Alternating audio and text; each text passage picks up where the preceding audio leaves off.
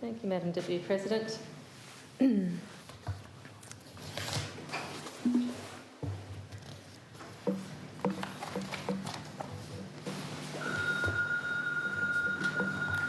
Rising to speak on the order today, I'm going to indicate to members that I've got a lengthy contribution, significantly probably more lengthy than the member for Mersey's. And so I'm noting that we're here at this time, and I'll begin. I apologise to the staff simply because of potential inconvenience, but I don't apologise for wishing to take this time to be accountable to my community, to the Tasmanians who've interacted with me on this issue over years, to the hard work and thorough comprehensive work of many, many professionals on this topic over years, and for the fact that we're making an incredibly consequential decision here on this matter. So on the basis of all those things, I will be making my full contribution, and if I need to do that because the House refuses to adjourn for me tonight, we'll do it. But at a certain point, out of courtesy for the staff, I'm likely to move for an adjournment, and I'm flagging that now.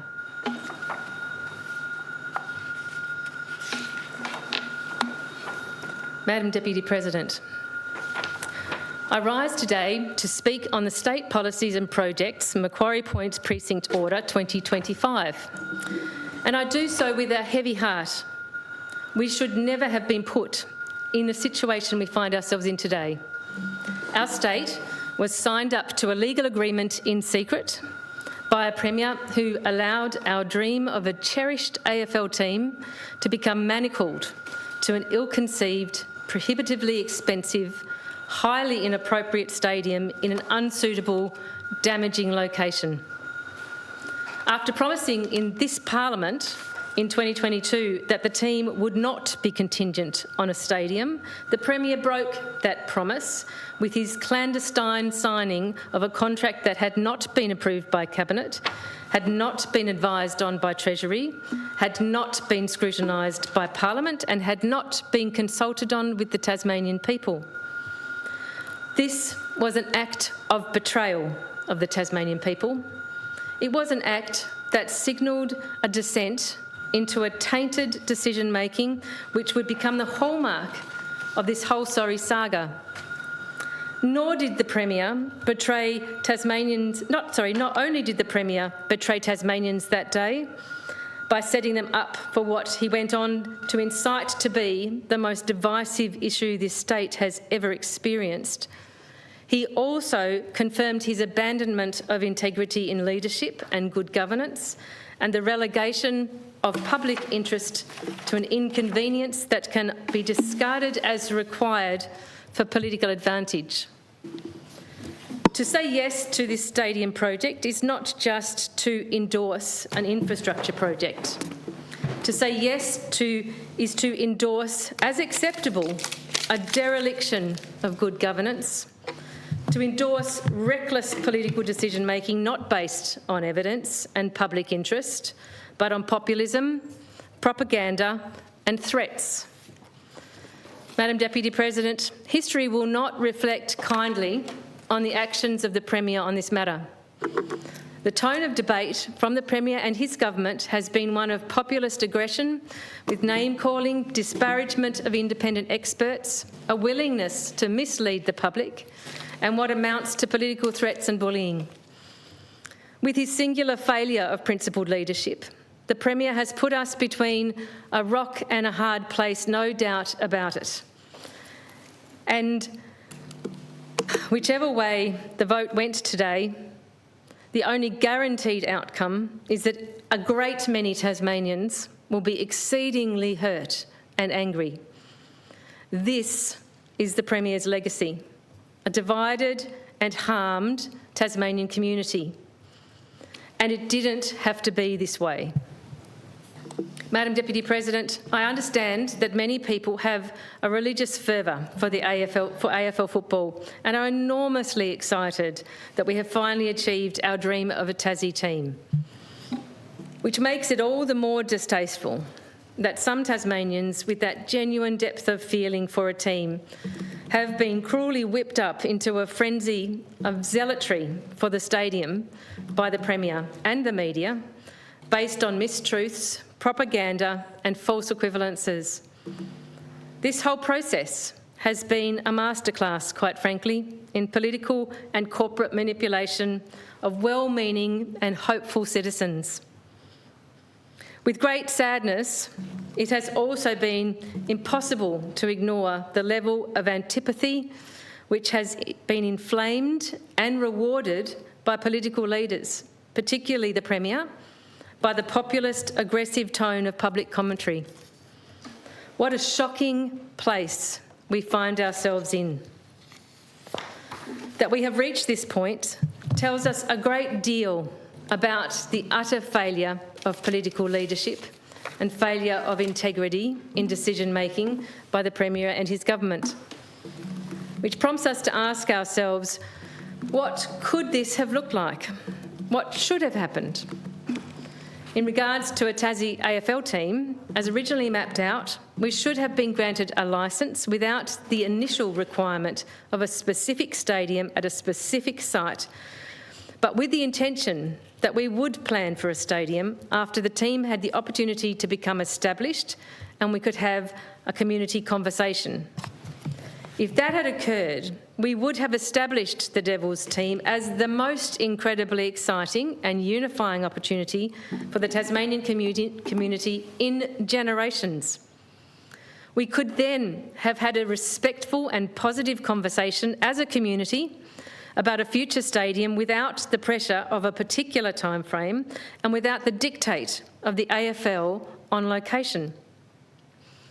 Madam Deputy President, that's what should have happened, and our state would have been elevated and unified by it. Not only that, our state would have retained its bodily and political autonomy instead of being dictated to and violated by a powerful mainland corporate interest. This is our state. It should have been our choice. And let's talk about that choice, Madam Deputy President, because on the facts of it, it is a very straightforward one. The facts of the matter are, this project has been assessed via our planning system, and the expert independent assessment has provided a categorical conclusion and a recommendation to us as the final decision makers. It's this: the panel recommends that the project should not proceed. The IAR identifies a number of benefits and disbenefits that would accrue if the project proceeds. The panel has concluded the benefits are outweighed by the disbenefits. That's it, Madam Deputy President. That's the Tasmanian Planning Commission Independent Expert Panel in its recommendation report, which then sets out the principled negative impacts as to why they came to that conclusion that the project should not proceed.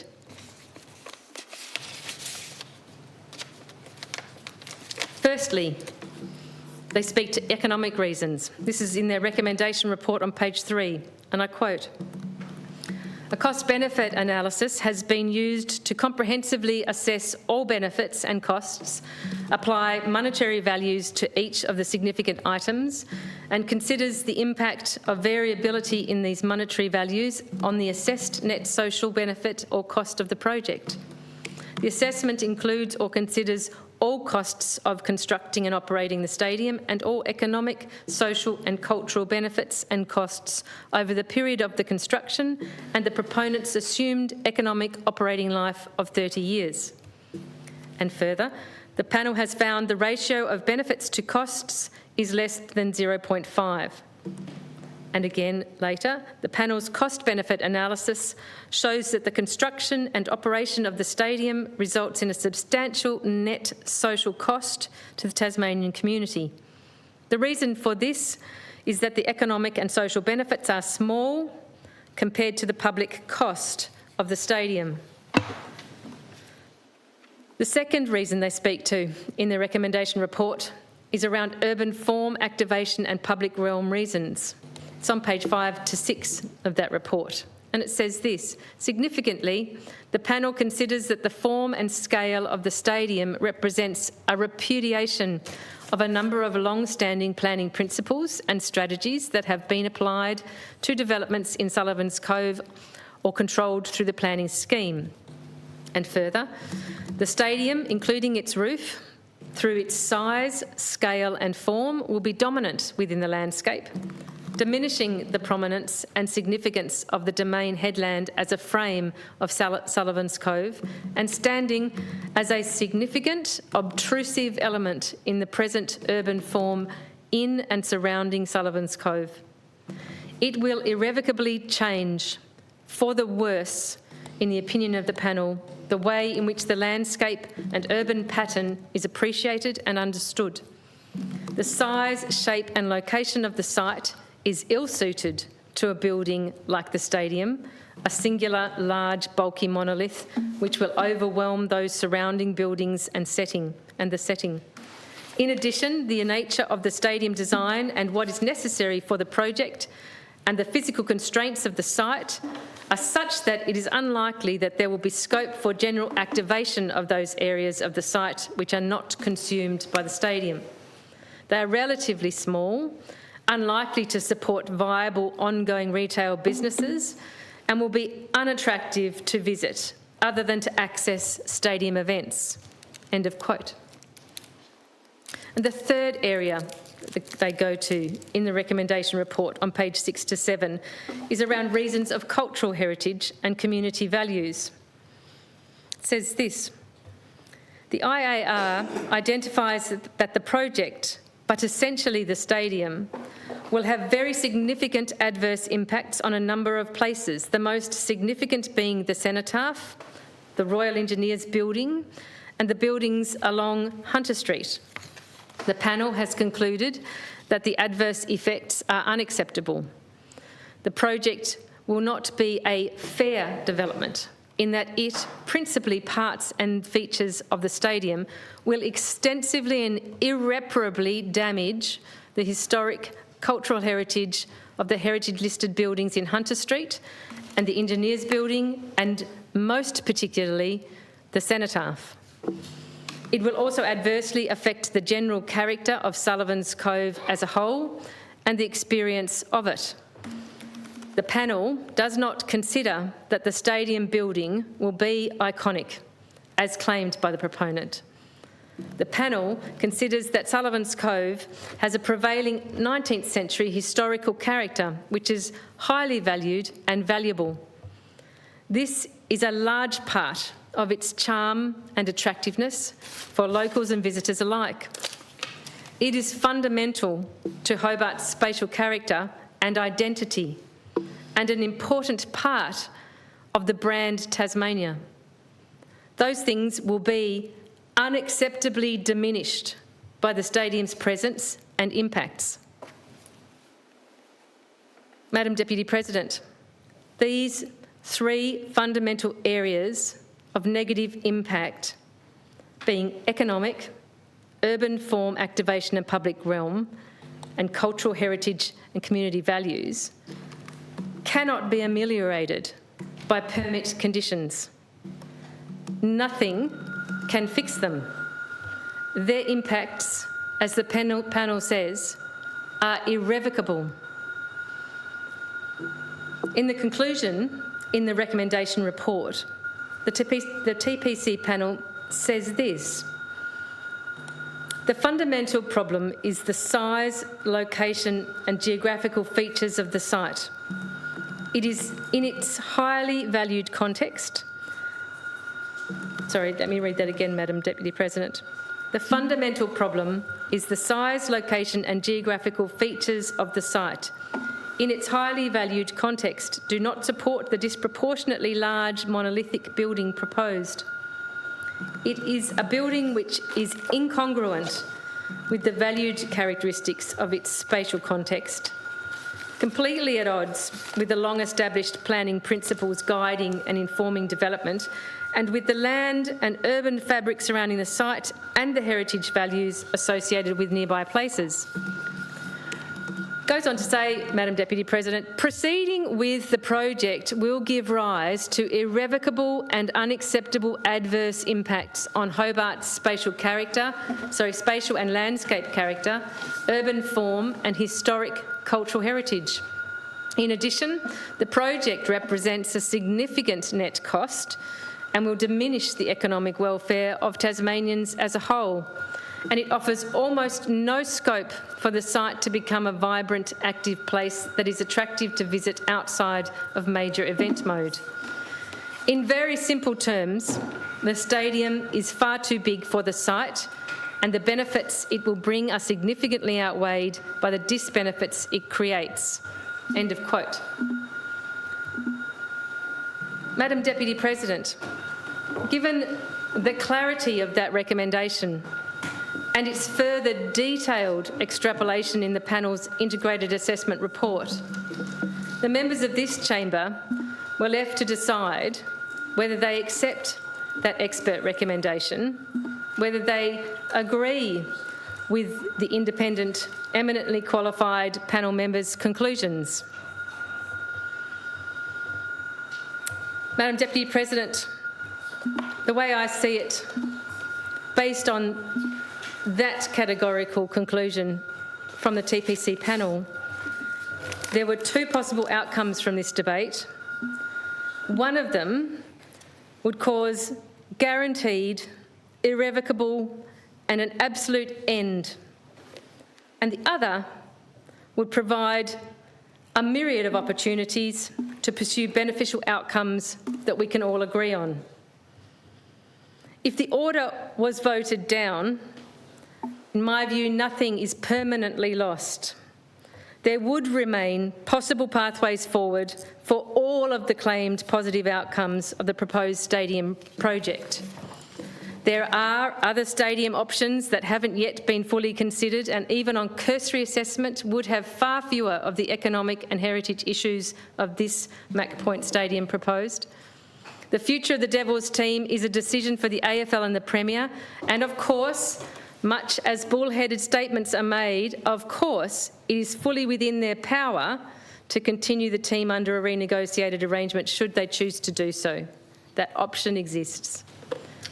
I know that all members of Parliament would certainly stand with the Premier to fight for our Devils through renegotiation. We could generate greater economic benefit and jobs by the government instead investing the $1 to $2 billion in other projects, others that have been appropriately prioritised, costed and planned. Virtually any other public infrastructure project would have a better benefit to cost ratio than this stadium. A no vote, Madam Deputy President, would have left us with options galore. However, Madam Deputy President, contrast the other outcome, the one that we now can see is likely the one it will be. If this order goes through, the unique, cherished and highly valuable heritage waterfront precinct, the face of our capital city, will be permanently, irretrievably ruined. This is utterly the wrong way to irrevocably change the face of a capital city, the essence that makes it unique and cherished, the essence that draws visitors and sits at the centre of our valued brand. Experts have said categorically that this stadium will permanently ruin the heritage character of our waterfront. And this area, Mr. President, is something for which we could readily be seeking World Heritage status. In fact, I know the City of Hobart are exploring that. It is the picture postcard view of our city that tourists love. It is a specific draw card to our capital city because it isn't found anywhere else in the country. Mr. President, compounding the ruin of our heritage waterfront, this project would also irrevocably ruin the 100 years of protection for the respectfully, reverently planned Cenotaph Precinct as a sacred area of remembrance.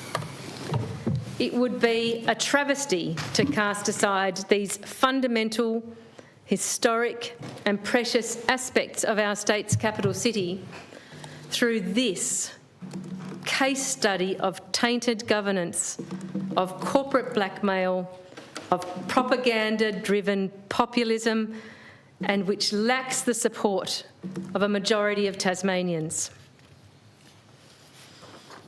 Mr. President, I want to reflect on the planning process put in place for this project.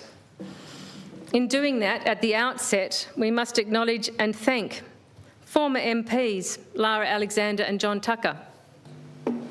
They were vilified and turned on in their time here and when they pushed through with this.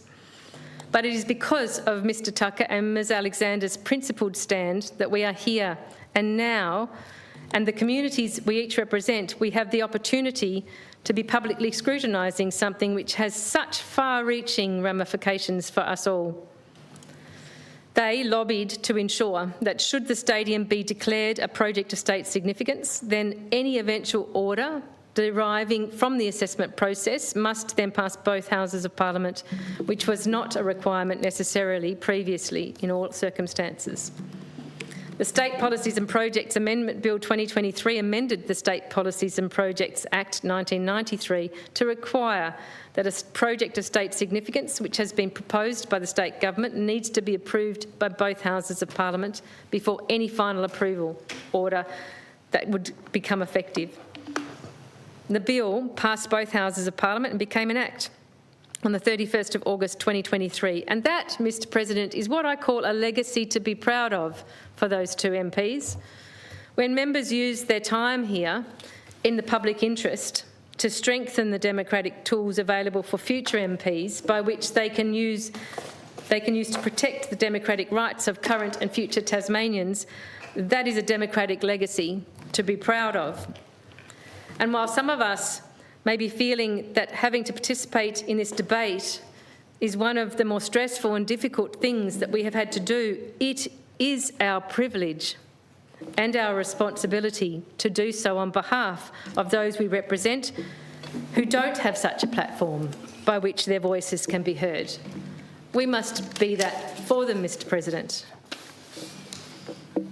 So while I stand by my public position that the Parliament should not be used as a de facto planning entity, I do recognise that in this instance, where that is the unfortunate case, then it is only right and proper that all elected representatives are given the opportunity to place clearly on the public record how and why they will be voting the way they do.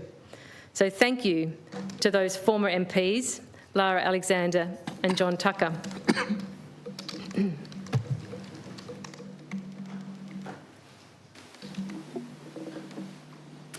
With that as the background, last year the Parliament voted for the stadium project to be assessed under the Project of State Significance process. The TPC was instructed to undertake its assessment of the stadium project, which led to 12 months of work by an independent expert